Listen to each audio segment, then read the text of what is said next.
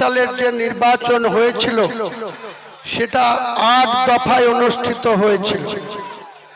8 দফার মধ্যে মুর্শিদাবাদ জেলার 22টি আসনের লাস্ট সপ্তম দফায় 11টি আর লাস্ট দফা অষ্টম দফা 29 এপ্রিল 11টি। আমরা কাঁদি সাব ডিভিশনের মধ্যে ভরতপুর বিধানসভা আমরা 29 এপ্রিল 2021 পবিত্র রমজান মাসে রোজা রেখে তৎকালীন তৃণমূলের জেলা সভাপতি ছিল আজকের মুর্শিদাবাদের সাংসদ আবু তাহের খান, সেদিন মুর্শিদাবাদ জেলায় তৃণমূলের সভাপতি ছিল। আর আজকে যে ভরতপুরের কংগ্রেসের প্রার্থী হয়েছে যার ডাক নাম সিজার, ভালো নাম আজহারউদ্দিন সিজার, সে ছিল তৃণমূলের ভরতপুর 2 এর ব্লক সভাপতি আর পঞ্চায়েত সমিতির পূর্ত কর্মধ্যক্ষ। তিনারা কিন্তু সাধারণ মানুষের ভোটে নির্বাচিত হননি। এই বাংলার রাজনীতিতে 2018 সালের পঞ্চায়েত নির্বাচনে আজকে যে বিধানসভার বিরোধী দলনেতা বিজেপির নেতা শুভেন্দু অধিকারী সেদিন এই মুর্শিদাবাদ জেলায়, পাশের মালদা জেলায়, উত্তর দিনাজপুর জেলায় তৃণমূলের মমতা ব্যানার্জির মন্ত্রিসভার অন্যতম ট্রান্সপোর্ট মিনিস্টার হিসাবে আর আরেকজন এসপি যার নাম মুকেশ কুমার, তিনি এই জেলার এসপি ছিলেন। তখন 254টা গ্রাম পঞ্চায়েত ছিল, আজকে 250টা গ্রাম পঞ্চায়েত। 2018-র পরে ডোমকল পৌরসভা হয়েছিল, 4টে পঞ্চায়েতকে পৌরসভায় রূপান্তরিত করা হয়েছিল।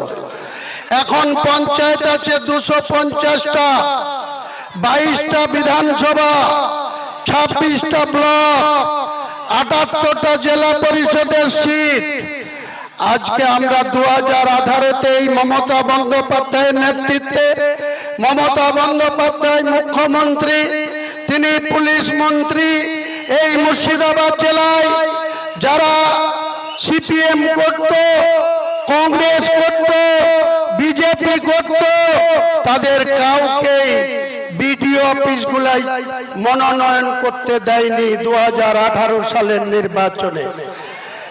জলঙ্গি থেকে বড়ুয়া, ফারাক্কা থেকে রেজিনগর, 26টা ব্লকে তৃণমূলের পুলিশ, মমতা ব্যানার্জির পুলিশ আর ক্যাডার মিলেমিশে বিডিও অফিসে দখল নিয়েছিল ক্রিমিনালরা, গুন্ডারা।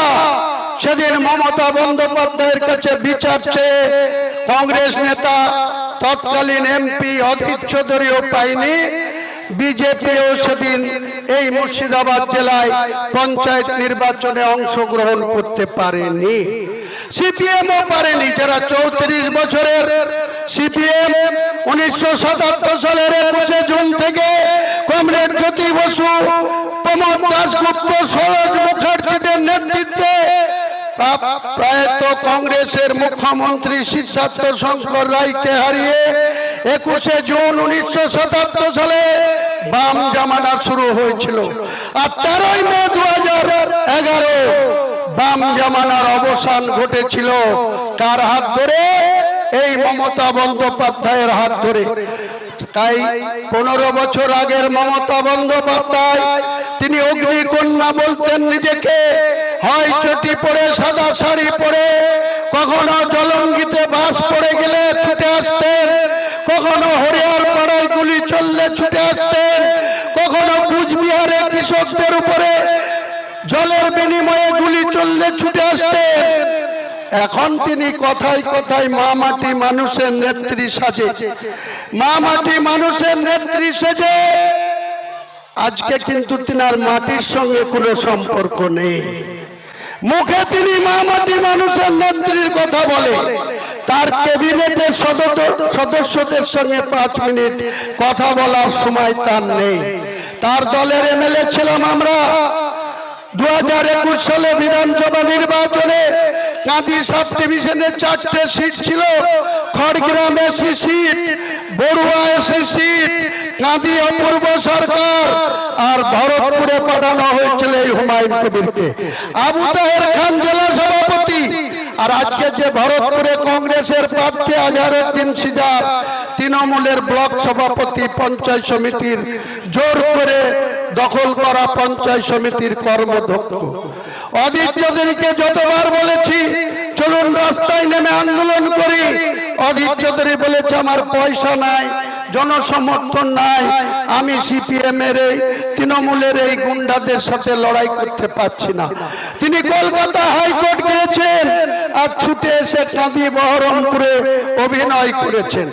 আমরা যখন দেখলাম এই অধীর চৌধুরী আজকে আন্দোলন করতে পারছে না, ভয় পাচ্ছে, টাকা নাই বলছে, তাহলে আমরা কিন্তু সাম্প্রদায়িক দল বিজেপি, তখন আজকে যিনি মধ্যপ্রদেশ সরকার মোহন যাদব মুখ্যমন্ত্রী, কৈলাস বিজয়বর্গী তখন বিজেপির এই রাজ্যের প্রভারী, আর দিলীপ ঘোষ তখন বিজেপির এই রাজ্যের সভাপতি, আর মুকুল রায়, যে মুকুল রায় একদিন সারদার ওই টাকা লুট করে মমতা বন্দ্যোপাধ্যায়কে টাকা দিয়ে 2011 সালে 229টা আসন নিয়ে লড়াই করে 182টা আসন জোড়াফুলের প্রতীকে সেদিন 13 মে 2011 জিতেছিল।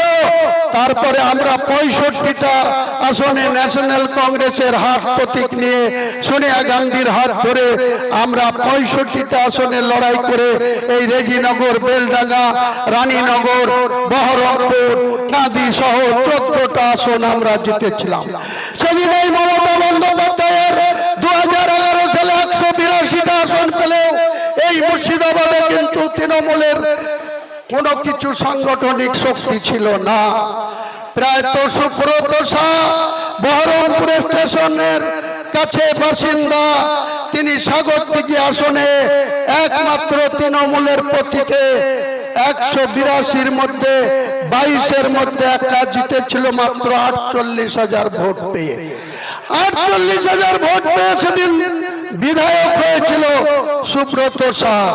বাকি 3টে আসনে মুসলিমরা প্রার্থী ছিল, কংগ্রেসের আমিনুল ইসলাম, সিপিএম এর একজন মুসলিম প্রার্থী, আর ওই আসামের আজমল সাহেবের দলেরও একটা মুসলিম প্রার্থী। মুসলিমদের ভোট কাটাকাটি হলো, মাত্র 48,000 ভোট পেয়ে মমতা বন্দ্যোপাধ্যায় গোটা রাজ্যে 182, কংগ্রেস 65টা আসন লড়ে 42, আমরা 42-এর মধ্যে এই জেলায় 14টা কংগ্রেসের এমএলএ। আর বামফ্রন্ট, যে বামফ্রন্ট 2006 সালে 235, 2011 সালে এসে যেখানে হেরে গেল বুদ্ধবাবু সহ যখন বামফ্রন্টের তাবড় মন্ত্রীরা হেরে বসলো, বাংলার মানুষ সেদিন মমতা বন্দ্যোপাধ্যায়ের প্রতি আস্থা রেখেছিল, ভরসা রেখেছিল। 34 বছরের সিপিএম এর অত্যাচারের বিরুদ্ধে ওই কলকাতার বুকে মমতা বন্দ্যোপাধ্যায় 1 বছর ধরে শুধু বুদ্ধিজীবীদের নামে আরএসএস থেকে শুরু করে, বিজেপি থেকে শুরু করে, সিপিএম এর একটা অংশকে ব্যবহার করে প্রতিদিন মমতা বন্দ্যোপাধ্যায় মিছিল বের করত, পরিবর্তনের সরকার আনতে হবে, সিপিএম কে পরাজয় ঘটাতে হবে। তাই বাংলার মানুষ যেদিন রায় দিল 13 মে 2011, আমরা রেজিনগর থেকে নির্বাচিত হলাম। আপনারা আমাকে জয়লাভ করিয়েছিলেন, 5 বছর আমার মেয়াদ ছিল, কিন্তু দুঃখের বিষয় 14 জন কংগ্রেসের বিধায়কের মধ্যে, 42 জন কংগ্রেসের বিধায়কের মধ্যে আমাকে এই মুর্শিদাবাদের 14 জনের মধ্যে আমি প্রথম। 18 মাসের মাথায় অধীর চৌধুরীর সঙ্গে মনোমালিন্য হলো, অন্যায়ের বিরোধিতা করে সেদিন 18 মাসের মাথায় 20 নভেম্বর 2012 আজকে যিনি স্পিকার বিধানসভায়, তার কাছে আমি পদত্যাগ করে কংগ্রেস দলটা ছেড়ে 20 নভেম্বর বেলা 12টার সময় রিজাইন দেওয়ার পর বেলা 4টের সময় মমতা বন্দ্যোপাধ্যায়ের হাত ধরেছিলাম। সেদিনকে অভিষেক বন্দ্যোপাধ্যায় কোন তৃণমূলের জায়গায় ছিল না, সে দিল্লিতে MBA পড়াশোনা করত। সেখানকার ডায়মন্ড হাবড়ার সাংসদ ছিল প্রায় তো সোমেন মিত্র।